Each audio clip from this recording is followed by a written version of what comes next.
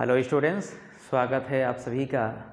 Students, आज की class में हम लोग उदाहरण के सवालों को हल करेंगे। ठीक है, उदाहरण नंबर 2 हम लोग पढ़ने वाले हैं, जो कि आयकर से संबंधित प्रश्न हैं। इसके पहले भी जितनी क्लासेस हुई हैं अभी इस प्रश्नावली की, आप उन सारे प्रश्नों को बनाने का प्रयास किए होंगे। ठीक है, अगर जो बच्चे हमारे चैनल पे नए होंगे तो चैनल को सब्सक्राइब कर लें। ठीक है, बेल आइकन दबा दें, और यदि आपको ये क्लास समझ में आती है, अच्छी लगती है तो लाइक करें, शेयर करें। ठीक है, चलिए तो शुरू करते हैं। उदाहरण नंबर 2। उदाहरण नंबर 2 जो प्रश्न है, एक बार प्रश्न को समझ लेते हैं कि वित्तीय वर्ष 2012-13 में मकान किराया भत्ता छोड़कर, यानी मकान किराया भत्ता छोड़कर एक व्यक्ति की वार्षिक आय है 4,80,000 रुपये। यानी वर्ष में वो व्यक्ति 4,80,000 रुपये कमाता है। उसने 36,000 रुपये भविष्य निधि में, 18,000 रुपये जीवन बीमा प्रीमियम में और 20,000 रुपये राष्ट्रीय बचत पत्र योजना में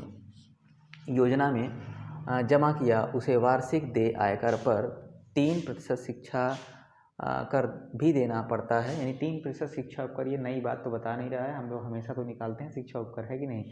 तो यहाँ पे लिख दिया है कि 3% जो है शिक्षा कर भी देना पड़ता है यदि वह 1,500 रुपये प्रति माह आयकर 10 महीने तक, कितना, एक महीने में 1,500 के हिसाब से 10 महीने तक जमा करता है। तो शेष आयकर की राशि बताइए। शेष आयकर मतलब कि उतना देने के बाद जो बची हुई आयकर है उसको बताना है। आयकर की गणना करने के पहले भविष्य निधि, जीवन बीमा एवं राष्ट्रीय बचत पत्र में नियोजित राशि जो है अधिकतम 1,00,000 रुपये तक ही होनी चाहिए। मतलब ये जो पॉइंट लिखा हुआ है, भविष्य निधि, जीवन बीमा और राष्ट्रीय बचत पत्र, जो राशि है वो 1,00,000 से ज़्यादा नहीं होनी चाहिए। ठीक है, तो चलिए सबसे पहला पॉइंट हम लोगों का होता था, क्या लिखते थे, कुल वार्षिक आय। क्या? कुल वार्षिक आय, वार्षिक आय। तो कुल वार्षिक आय है, देखिएगा कुल वार्षिक आय कितनी है, वहाँ लिखा है 4,80,000 रुपये। 4,80,000 रुपये हम लोग ऐसे लिख देंगे। ठीक है, आगे फिर अगले पॉइंट में, एक मिनट,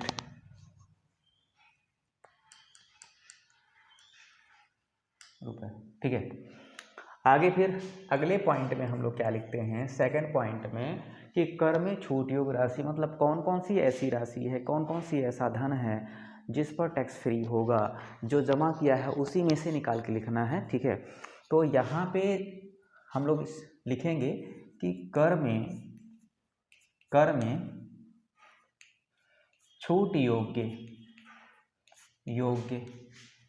राशि, मतलब कौन कौन सी ऐसी राशियां हैं जिसमें, इसमें दिया गया है, इसी में दिया गया जो कौन कौन सी ऐसी राशियां हैं जिस पर टैक्स फ्री होगा।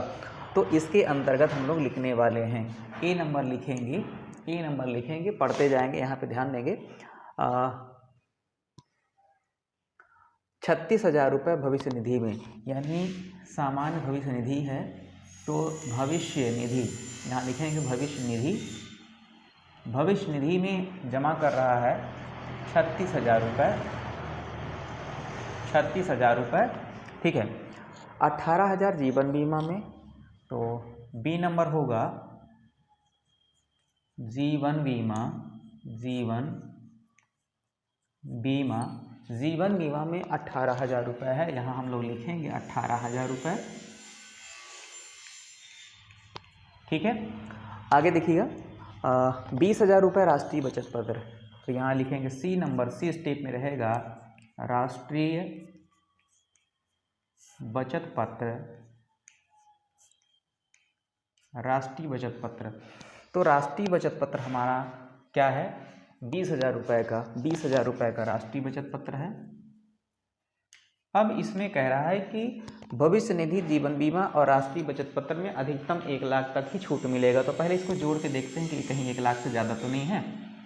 तो ये 0 0 0 8 6 14 4, ठीक है, हासिल 1 2 1 3 3 6 7। ठीक है। ये 74,000 रुपये, 74,000 रुपये ये आ रहा है। 74,000 रुपये आप देख सकते हैं। 74,000 रुपये टोटल टैक्स फ्री वाली राशि है, जिसमें जमा किया हुआ राशि का ही पार्ट है। ठीक है, तो यहाँ पे इसी के लिए हम लोग लिखेंगे, यहाँ पे लिखेंगे कि कर में छूट योग्य कुल राशि, क्या कुल राशि। तो कुल राशि में हमने क्या किया, ए बी और सी को जोड़ा है ना। और जोड़ने के बाद तीनों स्टेप, इसको नहीं लेना है ना, ध्यान रखना, इसको केवल लेना है। तो इनको जोड़ना है, इतना आया हमारा, ये स्टेप पूरा हुआ। अगले स्टेप में यानी तीसरे नंबर पे हम लोग लिखते हैं, जब इस पर टैक्स फ्री होगा, टोटल इनकम इतना है वार्षिक इनकम, और इस पर टैक्स फ्री होगा तो टैक्स कितने पे लगेगा। वो स्टेप आता है कर योग्य आय, मतलब कर किस पे लगेगा, ऐसी कौन सी आय है। तो कर योग्य आय लिखेंगे। कर योग्य आय में क्या करेंगे, पहले स्टेप से दूसरे स्टेप को आप माइनस कर दो। पहले स्टेप का मान आप देख सकते हो 4,80,000 रुपये है, और दूसरे स्टेप का वैल्यू यहाँ पे 74,000 रुपये है, यानी 4,80,000 माइनस करेंगे 74,000 रुपये।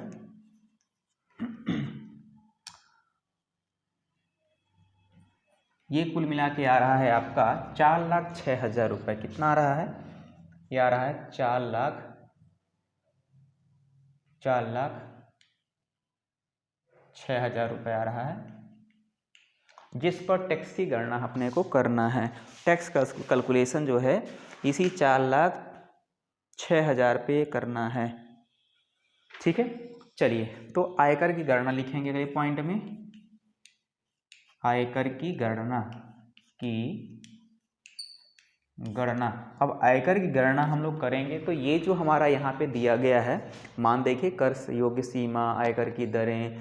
ठीक है, तो यहाँ पे देखिएगा पहला स्टेप में क्या लिखा हुआ है, पहला स्टेप में है 2 लाख रुपए तक कोई कर नहीं, मतलब टैक्स फ्री होगा। तो 2 लाख रुपए तक यानी कितना, 2 लाख रुपए तक टैक्स फ्री होगा, शून्य होगा। ठीक है, इसके बाद सेकंड स्टेप में लिखा है, यानी देखिए ये 2 लाख रुपए तक टैक्स फ्री का मतलब हुआ कि इसमें से 2 लाख और जो राशि इसमें है, तो 2 लाख इसमें से और छूट मिलेगा आपको, है ना। बता रहा है यहाँ पे कि 2 लाख रुपए तक शून्य, यानी इस राशि का 2 लाख रुपए और टैक्स फ्री होगा। आयकर की गणना में ये कह रहा है, पहले से स्टेप बना के रख दिया है। इसके बाद अगला स्टेप में लिखा है कि 2 लाख 1 रुपए से 5 लाख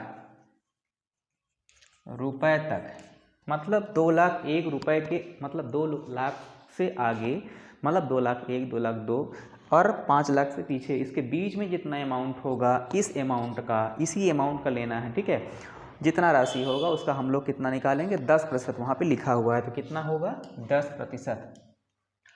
तो अब इसके लिए क्या करेंगे हम लोग, देखिए अब इससे इसका कंपेयर करते हैं। यहाँ पे थोड़ी सी आपको दिक्कत हो सकती है ना, गलती होने का चांस यहाँ पे रहता है, जैसे समझ के यहाँ पे बनाना है आपको। तो यहाँ इसका कंपेयर करेंगे इससे, अगर ये छोटा है इससे, तो क्या करेंगे हम लोग, उससे फिर इसको सब्ट्रैक्ट कर लेंगे, घटा लेंगे, और उसका 10% निकाल लेंगे, फिर इसके बाद शिक्षा उपकर निकालेंगे। ठीक है, तो फिलहाल यहाँ पे देख सकते हो आप, इसका जब कंपेयर करोगे, तुलना करो इसको, ये देखो 5 लाख है, ये 4,06,000 रुपये है, तो अगर इससे तुलना करेंगे, छोटा है तो इसलिए छोटा है, इसलिए उससे हम लोग इसको घटाएंगे, यानी 4,06,000 माइनस 2 लाख, और इसका क्या करेंगे, 10% टैक्स निकालेंगे। तो कितना आएगा बताइएगा, क्या आएगा, कितना, 2,06,000। 2,06,000 है, इसका 10% निकाल लेते हैं हम लोग, कितना आ रहा है,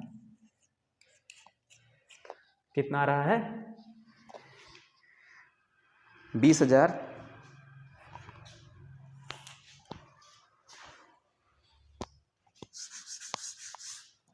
ये आ रहा है 20,600 आ रहा है ना। तो अपन यहाँ लिख देंगे इसको, क्या, 20,600 रुपये। ठीक है, अब कुल कर का स्टेप बनाते हैं। कुल कर ध्यान रखेंगे, कुल कर कितना है इस पहला स्टेप में, 0 आया, दूसरे स्टेप में कितना आया 20,600, यानी कुल कर तो हमारा क्या होगा 1 धन 2 20,600 रुपये ही आएगा। अब शिक्षा उपकर निकाल लेते हैं। शिक्षा उपकर 3% होता है ना, तो यहाँ हम लोग 3% लेंगे। इसके बाद क्या करेंगे 20,600 का 3% शिक्षा उपकर निकाल लेते हैं। ये कटा इसके साथ कितना आएगा 6 3 18 8 6, यानी कितना आ रहा है 618 रुपये आपका शिक्षा उपकर आ रहा है। कितना आ रहा है 618। भुगतान योग कुल कर कितना है, भुगतान योग्य कुल कर कितना है, दोनों को जोड़ दीजिए 8 1 6 6 12 2 1, कितना आ गया, ये आ रहा है 21,218। 21,218, ठीक है। अब यहाँ पे एक पॉइंट लिखा है, ध्यान देंगे 1,500 रुपये 10 महीने तक, 1,500 रुपये प्रति माह के हिसाब से 10 महीने टैक्स पटा चुका है। टोटल टैक्स इसको इतना देना था 21,218 रुपये टोटल टैक्स इसको वार्षिक देना था। लेकिन उसने क्या किया, देखिए 1,500 रुपये प्रति माह आयकर 10 महीने दे चुका है। हर महीने में 1,500 के हिसाब से दिया है, यानी 10 माह तक दिया गया कुल कर यानी कितना हो जाएगा 1,500 गुणा 10, यानी 15,000 रुपये वो 10 महीने तक पटा चुका है। अब कहता है कि लास्ट में उसको शेष आयकर कितनी है, शेष आयकर की राशि कितनी है, जितना जो वो देगा लास्ट में। तो शेष कितना है, शेष आयकर या भुगतान योग आयकर, भुगतान योग्य आयकर, शेष भुगतान योग आयकर जो होगा, ये टोटल इतना देना था 15,000 दे चुका है, जिसको माइनस कर दीजिए आप 21,218 माइनस 15,000 कितना जा रहा है 6,218 रुपये उसको अंत में और देना पड़ेगा। ठीक है, तो मित्रों इस तरीके से हम लोगों को सवालों को हल करना था। ठीक है, आशा करते हैं आप समझ गए होंगे किस प्रकार से के सवाल थे और कितना आसान सा प्रश्न है। ठीक है, तो आशा करता हूँ आप घर में इसका प्रैक्टिस करेंगे 1 बार 2 बार। और एक बार फिर कहना चाहूँगा, अगर हमारे चैनल पे आप नए होंगे तो चैनल सब्सक्राइब कर लें और बेल आइकन भी दबा दें। और अगर वीडियो पसंद आई हो तो लाइक करें, शेयर करें। ठीक है, तो मिलते हैं नेक्स्ट क्लास में। धन्यवाद।